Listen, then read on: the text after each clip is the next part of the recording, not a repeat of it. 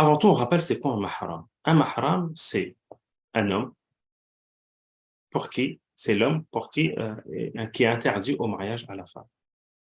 L'homme qui est interdit, d'accord, à vie, une interdiction qui fait, parce on a des interdictions temporaires et on a les interdictions à vie. Là, on parle de l'homme pour qui interdiction à vie de se marier avec elle, comme son frère. Est-ce que le frère peut se marier un jour avec sa sœur? Impossible. Le père. Est-ce que le père peut se marier un jour avec sa fille? Le grand-père, est-ce qu'il peut se marier avec sa petite fille? L'oncle, est-ce qu'il peut se marier avec sa nièce? Impossible. Donc, eux font partie des maharim. D'accord, le mahram. Donc, ce sont tous les hommes pour qui, tous les hommes, je précise, tous les hommes pubères, il faut atteindre la puberté. Si j'ai mon fils de 6 ans, je souhaite voyager avec lui, est-ce qu'il est considéré comme mahram? Non. On n'appelle pas ça un mahram. D'accord, c'est ton fils, mais il a 6 ans, c'est pas un mahram. Il faut qu'il ait atteint l'âge de la puberté. OK? Dès qu'il atteint l'âge de la puberté et qu'il fait partie des hommes pour qui le mariage est interdit à vie, cette personne est considérée comme un mahram. Alors, à savoir qu'on a plusieurs hadiths qui ont été rapportés sur cette question. Et le Nabi sallallahu alayhi wa sallam dit dans le hadith لا يحل لامرأة تؤمن بالله واليوم الآخر أن تسافر مسيرة يوم وليل إلا مع ذي محرم. Que il n'est pas permis à une femme qui croit en Allah Azza wa Jal et au jour dernier de voyager une distance de 1 jour et 1 nuit sans mahram. Donc là, le Nabi sallallahu alayhi wa sallam a évoqué 1 jour et 1 nuit. D'accord? Le deuxième hadith, le Nabi sallallahu alayhi wa sallam dit لا يحل لامرأة تؤمن بالله واليوم الآخر أن تسافر مسيرة 3 أيام بلياليهن إلا مع ذي محرم. Pareil, qu'il n'est pas permis à la femme qui croit en Allah Azza wa Jal, le jour du jugement dernier, que de voyager un voyage 3 jours et 3 nuits. 3 jours et 3 nuits. D'accord? 72 heures. Un autre hadith qui a été aussi rapporté, hadith d'Abu Huraira, où le Nabi sallallahu alayhi wa sallam dit لا تسافر المرأة إلا مع ذي محرم. Hadith général. Le Nabi sallallahu alayhi wa sallam dit que la femme ne voyage pas sans mahram. Quatrième hadith, ça c'est les hadiths les plus importants. Quatrième hadith, un hadith qui est rapporté par Adi, et où il fait référence, où le Nabi sallallahu alayhi wa sallam fait référence que al-dharina, qui fait référence à la femme, le dharina c'est la femme qui, le transport, avant comment il transportait la femme, il mettait comme une sorte de الحودج, une sorte de pièce sur le chameau et la femme était à l'intérieur. Donc, le Nabi sallallahu alayhi wa sallam a fait référence à al-dharir en parlant de la femme, et c'est un nom qu'on donne, parce que vu que cet endroit-là est un endroit qui est réservé à la femme, on appelle la femme, on lui donne le nom de al-dharir. Qu'elle allait voyager de Hadramaut ila Makkah. Pourquoi? لتطوف بالبيت لا تخشى إلا الله. Qu'elle va voyager de Hadramaut, du Yémen, jusqu'à la Mecque pour faire le tawaf en étant seule, et qu'elle n'a pas peur, si ce n'est que d'Allah. D'accord? Donc ça, voici les hadiths qui ont été rapportés par rapport à cela. Les savants ont analysé les hadiths et ils ont divergé, bien sûr, par rapport à cette question. Je vais essayer de faire simple et de synthétiser.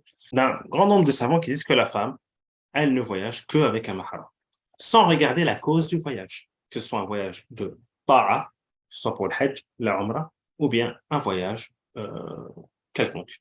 D'accord? Et se doit d'avoir un mahram en se référant aux textes qui ont été invoqués. On a le deuxième avis, qui est un avis connu, qui est l'avis qui est présent chez les Hanafites, chez les Malikites et chez les Shafi'ites, concernant le hajj et la umrah. Concernant le hajj et la umrah.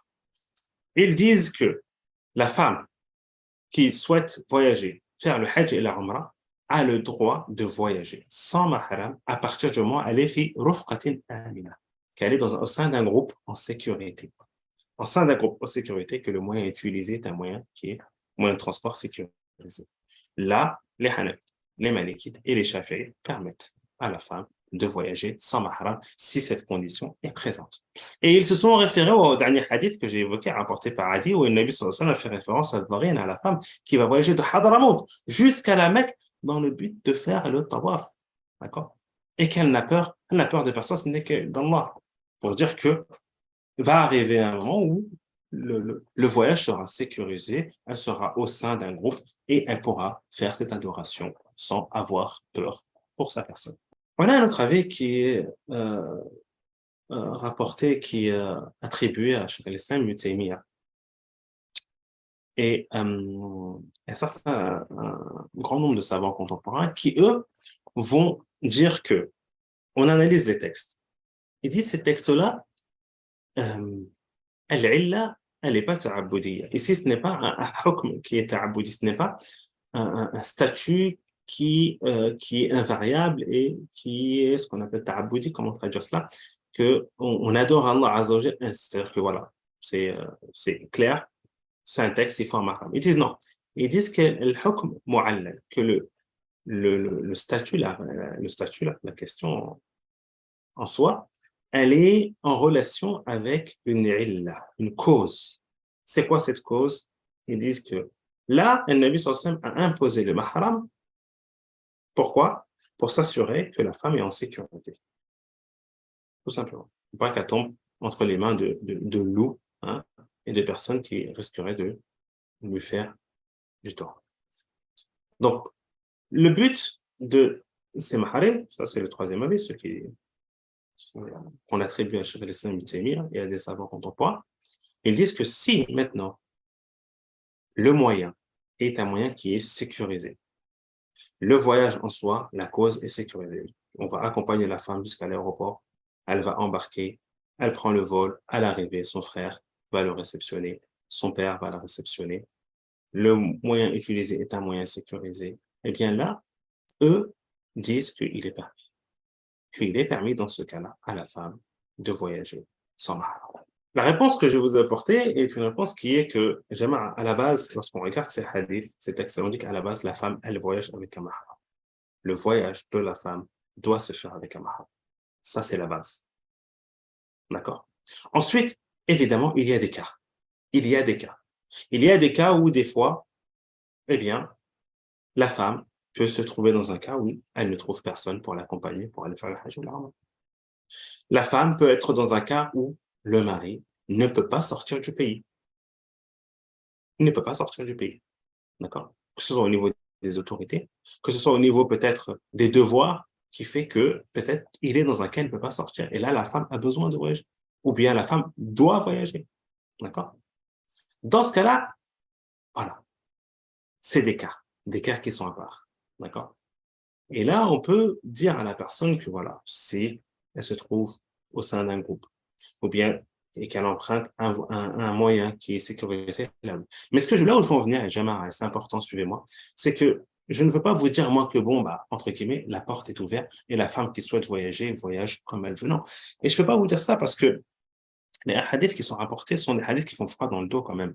Parce que quand il dit que la yahillu limra'atin tu'minu billahi wal yawmil akhir, hein, qu'il n'est pas permis à une femme qui croit en Allah et au jour dernier.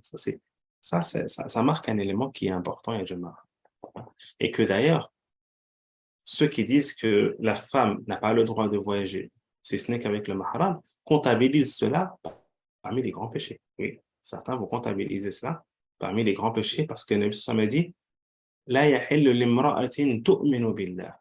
Il n'est pas permis à une femme qui croit en Allah Azza wa Jal au jour du jugement dernier. Mais ça, on ne veut pas dire que si elle voyage, elle est mécréante. Non, on ne dit pas ça. Mais que là, c'est en relation avec Kamal et l'Iman, d'accord, avec le Iman qui est complet. Donc, si elle fait ça, c'est comme si hein, elle est descendue d'un grade. Donc là où je veux en venir, Jamal, c'est que on ne veut pas nous ouvrir la porte et on ne peut pas se permettre d'ouvrir la porte. Nous, on répète ce que le prophète sallallahu alayhi wa sallam a dit. Ne nous accusez pas d'être des personnes qui retirent le droit de la femme ou bien qu'on essaie de restreindre la femme à des choses. Non. Donc, vraiment prendre le temps et le soin d'analyser ces cas et que si la femme fait face à un cas de figure qui demande particulièrement qu'elle a besoin de voyager à ce moment-là et qu'elle n'a pas de mahram, qu'elle ne trouve pas de mahram, qu'on ne peut pas, là, à ce moment-là, oui, on peut dire à la femme que si elle emprunte un moyen sécurisé, d'accord, qu'une personne la dépose à l'aéroport, qu'une autre personne la récupère dans l'autre aéroport, Inch'Allah, que cela est permis.